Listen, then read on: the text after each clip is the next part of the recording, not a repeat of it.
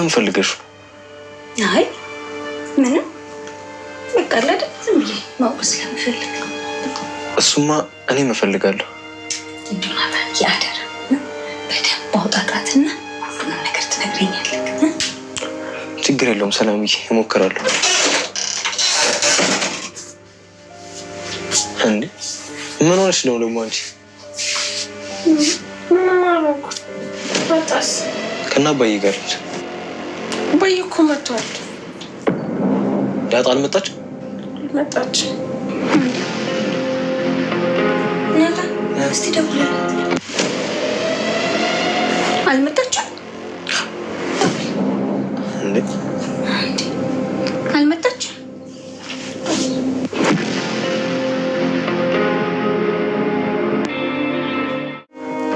እኔ በሆኑ ምን ታደርጊያለሽ? ማለቴ ከሌላ ሴት በወልድና ልጅ እንዳለ የምታውቂ ምን ታደርጊያለሽ?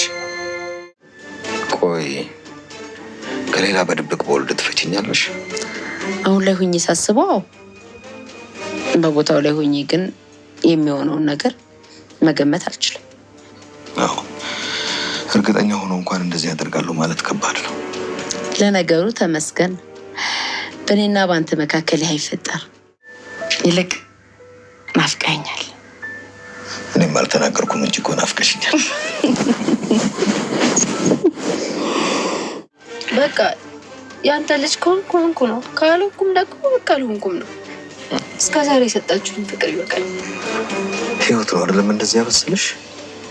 አዎ ዳጣዬ የኔ ቆንጆ፣ ዛሬ እንግዲህ በጣም ደስ በሚል ሁኔታ ዛሬው ቀን ለዳጣዬ ደስታዋ ቀን ነው። ከብዙ ስቃይ፣ ከብዙ መከራ፣ ከብዙ መልፋት፣ ከብዙ መሰቃየት በኋላ ዛሬ ስትመኝ የነበረውን በአእምሯ ሁሌም ስታስበው የነበረው ህይወቷ ሰምሮላታል። አባቷን አውቃለች ማለት ነው።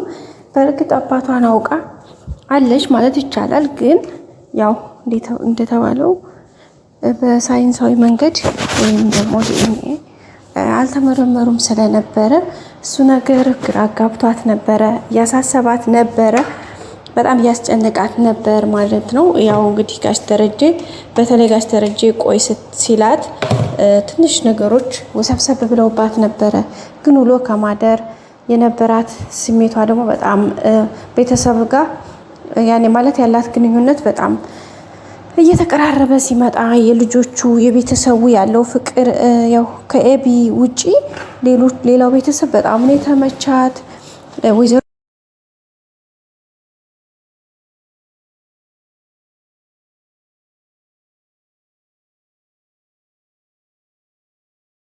ማርታ ያክል ክፉ ሰው አይደለችም። በጣም ምርጥ ሰው ናት፣ አስተዋይ ናት፣ ጎበዝ ናት። ያው አንዳንድ ነገሮች ግን ያው በኤቢ በኩል ትንሽ ነገሮች ከበድ ቢሉባትም ግን ሁሉንም ነገር ችላ እናንተን ብላ እያለፈች ነበረ። ለትዳሯ ያላት ክብር ከፍ ያለ ስለሆነ በተለይ ለጋሽ ደረጀን ያው በጣም ነው የምታከብረው። ለሱ እያለች አብጌል የምታመጣው ሁሉም እንደውም እየተቃወመች ነበር ሁሉን ነገር ያለፈችው። እንግዲህ አብጌል እንዳያችኋት ጋሽ ደረጀና ዳጣን እንግዲህ ምርመራ ራሱ አስመረመርኩ ብላ ነበረ። ያው ያስመረመረችበት መንገድ መሀል ላይ ፌል አድርጎባታል። ምክንያቱም የተወሰደው የዲኤንኤ ናሙና የፀጉሩ የዳጣ ነው ስርኩኝ ብላ እንግዲህ ሰላምን የማበጠሪያውን እንትን ነበር የወሰደችው እና በዛ ምክንያት እንግዲህ ተበላሽቶባታል። ያው ተበላሽቷል ሳይሆን አሪፍ ነው። በነገራችን ላይ ትክክለኛውማ ብታውቅ ኑሮ ጋሽ ደረጀና ዳጣን አስመርምራ ውጤቱ እንደዚህ ይፋ ቢሆን ኑሮ በጣም ከባድ ነበረ። ምክንያቱም እስከዛሬ ትዳሩ ተበትኖ ትዳራቸው ፈርሶ ልጆች ተበታትነው በቃ ብዙ ነገር ምስቅልቅል ወጥቶ ነበረ። እንኳን የሌሎቹ ይቅርና ዳጣ ራሱ ሌላ ውስጥ ነበር የምትገባው። አንደኛ ለቤተሰብ መፍረስ ምክንያት ሆንኩኝ ብላ ታዝናለች። ሁለተኛ እሷም ደግሞ ያው የድሌ ነው ብላ በቃ ነገሮቹ በጣም ነበሩ ስብስብ የሚሉባት። ያው አባቷ በህይወት መኖሩን ብታውቅ ይሆናል እንጂ ሌላው ነገር ምንም እንደዚህ የተመቻቸ ነገር አይሆንላትም ነበረ። ግን እግዚአብሔር ረዳቸውና ያችኛይቱ ትክክለኛውን ነገር ሳታገኝ ቀረች ማለት ነው። እንግዲህ ወይዘሮ ማርታም በጣም ውስጧ ተጠራጥሮ ነበረ። ከራሷ ጋር ብዙ ፈተናዎች ተፈትና ነበረ። ግን በመጨረሻ ደስ የሚል ነበረ። ባለመሆኑን ስታይ በጣም ነው ውስጧ ማለት የተደሰተው።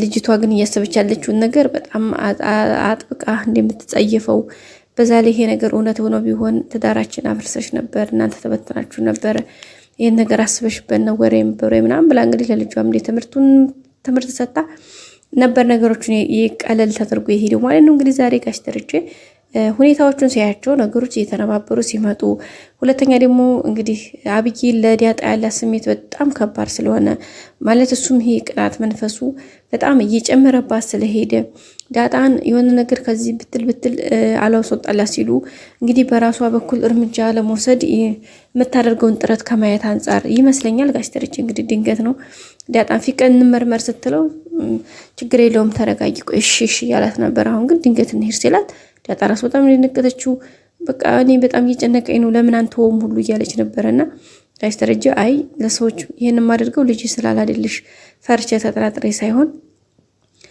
ማድረግ ስላለብን ነው። ምክንያቱም ይሄ ማረጋገጫ ነው፣ ይሄ ውጤት ነው፣ ይሄ በቃ ለሰዎች ምስክርነት ነው። ስለዚህ ግዴታ ማድረግ አለብን ብሎ ነበር የመለሰላት ማለት ነው።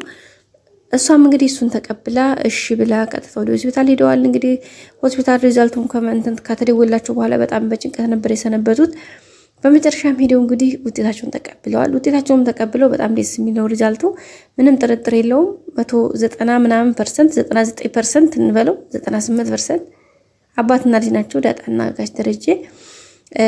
እና ያው ወደ ቤት ደግሞ ዳጣ ጋሽ ደረጀ ካልተመለሰችበት ምክንያት እንደምታውቁት እዚህ ቤት ውስጥ ማንም ሰው የሚያውቅ የለም ማንም ማለት ነው። ዳጣ ደግሞ ደስታዋን ህመሟንም ሁኔታዋን የሚያውቁላት እነ ሞገስና ሉላ እንዲሁም እነ ቅድስቴ ምናምን ናቸው። ስለዚህ በጣም ደስ ስላላት ደስታዋን ማካፈል ፈለገች ማለት ነው ለነሱ። እና ወዴት ሄደች? ወደ እነ ሞገስ ጋር ወደዛው ሄደችው። በጣም ደስ እንዲያላት ልትነግራቸው አባትነቷን እንዳረጋገጠች እንዲሁም አባቷ እንዲያገኘች፣ ሲቀጥል ደግሞ ለሞገስ እንዳያችሁት በጣም ጨንቆኛል፣ ምን ይሻለኛል አባቴ ባይሆንስ እያለችው ነበርና ሞገስ እንዴ እስከዛሬ በእግዚአብሔር ፍቃድ ከኛ በላይ ለኛ የሚጨነቅልን አለ። ስለዚህ በእግዚአብሔር ፍቃድ በእሱ ቸርነት እዚህ ደርሰሻል፣ ይሄን የመሰለ ቤተሰብ አግኝተሻል። ከሆነም እሰየው፣ ካልሆነም ደግሞ ላንቺ ካላለው እግዚአብሔር ካንቺ በላይ ይጨነቃል። ስለዚህ ነገ ሌላ ቀን ነው የሚሆነውን ህይወት ይቀጥላልና ምንም እንዳታስቢ፣ በቃ ሁሉንም ቢሆንም ባይሆንም መቀበል ያለብሽ ራስሽን አሳምኝ ብሏት ነበረ። እንግዲህ ሞገስ እግዚአብሔር ከረዳኝ ከተሳካልኝ ነገ ጋብዛለሁ ብላው ነበር እንዳያችሁትና ስለዚህ ስለተሳካላት ደስ ስላላት መጀመሪያ ደስታዋን ከአባቷ ጋር ገልጻለች። ሁለተኛ ቀጥታ ሄደችው ወደ እነ ሞገስ ጋር ነው። ምክንያቱም እዚህ ቤት ብትመጣ ደስታዋን ከአቅም በላይ ስለሆነ ለማን ትናገረዋለች? ማንም ያቅሰ የለም። ለሰላም ብትሉ ሁሉም ማንም አያውቁም ጋይስ። እና ናታንን ሁሉም አሁን ያው እነሱ ራሱ የትሄደች ጠፋች እያሉ እየተጨነቁ ነው። ሰላም ውስጧ ላይ የሚያስጨንቃት ነገር አለ። ምክንያቱም የእናትነት መንፈሱ ስላለ ልጇ መሆን አታውቅም፣ ግን የእናትነት መንፈሱ በቃ የኔ ስጋዋ አይደለች እና በጣም ውስጧ እየተጨነቀ ነው። ልቧ የት ሄዳ ነው?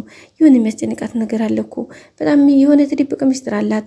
እና ናታን እንዲያውም እስኪ አንተ አጣራት፣ በእናትህ ቅረባት፣ እስኪ ችግሯም እንደሆነ እስኪ አስተዳደጓን የት እንዴት ወለደች ምናምን አጣራልኝ በእናትህ ብላው ነበርና ሰላም በሰላም ነው የፈለግሽው ሲላት እንግዲህ ድንግጥ ብላ ሰላም አይ ኧረ ምንም ብላ ሰሬስ ነው የሆነችው። ምክንያቱም ሰላምም ውስጧ የተደበቃለ። ለምን? ልጇ ስለሆነች ዳጣም ውስጧ የደበቀችው ነገር አለ። ምክንያቱም ሰላም እናቷ መሆኗን ስለማታውቅ ማለት ነው።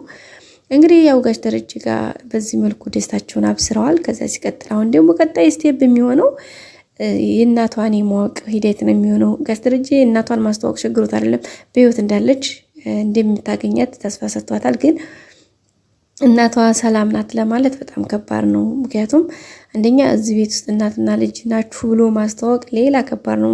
ዝም ብሎ በራሱ እየተቀራረቡ ነው እንዳትያችሁት ዳጣና ሰላምና እሱ ነገር ደግሞ ለአቢጌል በጣም ከባድ ፈተና ሆኖባታል።